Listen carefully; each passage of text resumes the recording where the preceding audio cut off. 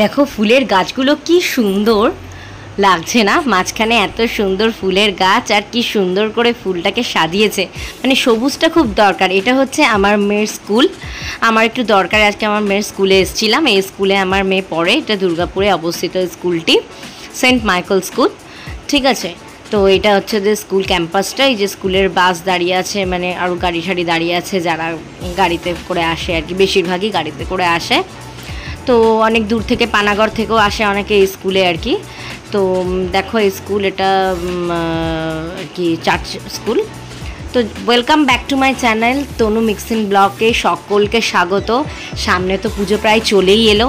আমি কেন স্কুলে গেছিলাম সেই কথাটাও বলি। অ্যাকচুয়ালি আমার মেয়ের সেকেন্ড ল্যাঙ্গুয়েজ ছিল ওয়ানে হিন্দি, তো হিন্দিতে ও 100-এর মধ্যে 50 মার্কস এনেছিল। তো ওই জন্য ওর বাবা বলেছিল যে 50 মার্কস এনেছে, ওকে হিন্দি দেবো না, ওকে বাংলা দিয়ে দেবো। কিন্তু বাংলাটা যখন আমি ক্লাস 2-এ ওকে দিতে গেলাম, তখন কিন্তু বাংলাটা একদমই, শুধু অ আ কথাটা কোনো রকমই শিখলো, কিন্তু বাদবাকিগুলো কিন্তু কোনো রকমই রপ্ত করতে পারছিল না।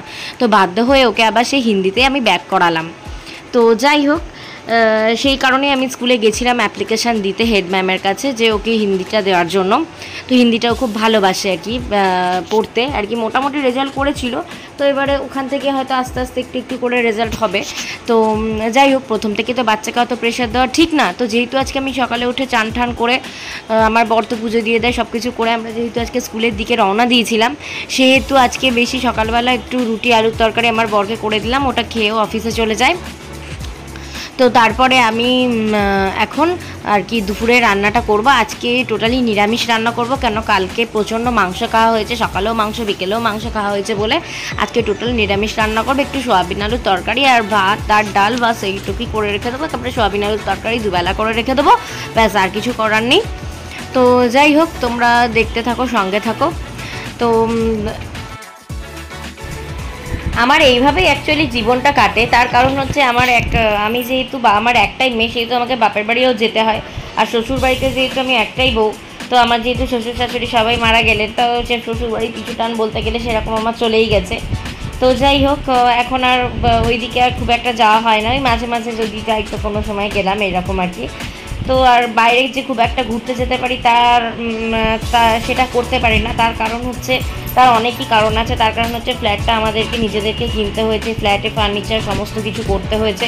মানে কিছুই ছিল না আমাদের একটা সময়, একটা আলমারি ছাড়া। তো সেই জন্য যেহেতু আমাদেরকে সব টুকটুক করে আস্তে আস্তে সব সাজাতে হয়েছে, দীর্ঘ 10 বছর টাইম লেগেছে। তো সেই জন্য আমরা বেশি কোথাও ঘুরতে যেতে পারি না।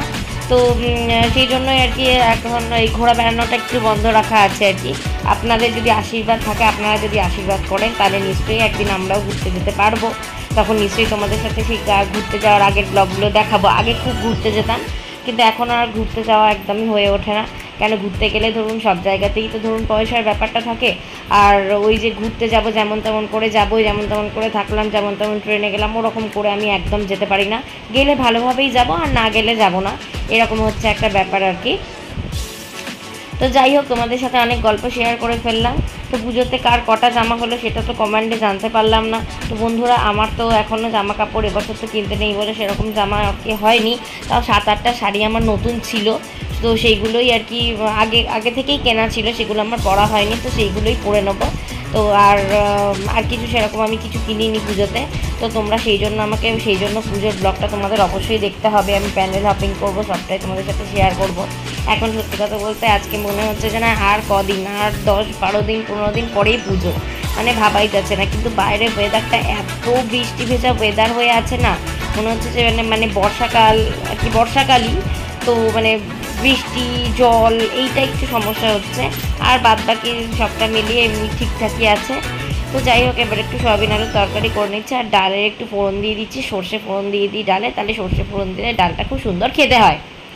তো যাই হোক ফ্রেন্ডস, অনেক গল্প করলাম তোমাদের সাথে। আশা করি তোমরা সবাই খুব ভালো আছো। তো আমিও মোটামুটি আছি। তো আশা করি তোমরা এবারে আমার চ্যানেলটা এখনও পর্যন্ত যারা, যে সমস্ত ফ্রেন্ডসরা এখনও পর্যন্ত যারা লাইক করোনি, এখনও পর্যন্ত যারা শেয়ার করোনি, এখনও পর্যন্ত যারা সাবস্ক্রাইব করোনি, তারা প্রত্যেকে সাবস্ক্রাইব করে দাও। আর যারা সাবস্ক্রাইব করেছো তারা প্রত্যেকে আমার চ্যানেলটা তোমাদের বন্ধু বান্ধব সবার কাছে শেয়ার করে দাও। আরও নতুন নতুন ভিডিওর আপডেট পেতে গেলে সমস্ত মানে তোমরা চ্যানেলটাকে শেয়ার করে দাও। আমি তোমাদের এই ভিডিওতে একটা জিনিস তুলে ধরবো। আমি একটা কোর্স কমপ্লিট করেছিলাম, সেইটার সার্টিফিকেট পেয়ে গেছি। তো আমি সেই কোর্সে কী কী শিখেছি আমি অবশ্যই তোমাদেরকে দেখাবো, কিন্তু তার আগে আমার মোটামুটি 500 ভিউয়ার্স চাই আর কি। তো আমি চাই যে তোমরা সেই আমার টার্গেটটা পূরণ করে দাও, ঠিক আছে? আশা করি আমার কাজকর্ম রান্নাবান্না তোমাদের কেমন লাগে তোমরা জানাও, ঠিক আছে? আশা করি তোমরা আমার চ্যানেলটা সাবস্ক্রাইব করো, অনেক কিছু তোমরা শিখতে পারবে, অনেক কিছু তোমরা দেখে শিখতে পারবে। তো ঠিক আছে, আজকের মতো এই পর্যন্তই। তোমরা দেখতে থাকো, সঙ্গে থাকো। আবার নেক্সট ব্লগের জন্য প্রস্তুত, আবার আমি পরে নেক্সট ব্লগ আবার আপলোড করছি। ততক্ষণের জন্য টাটা, ভালো থেকো, সুস্থ থাকো।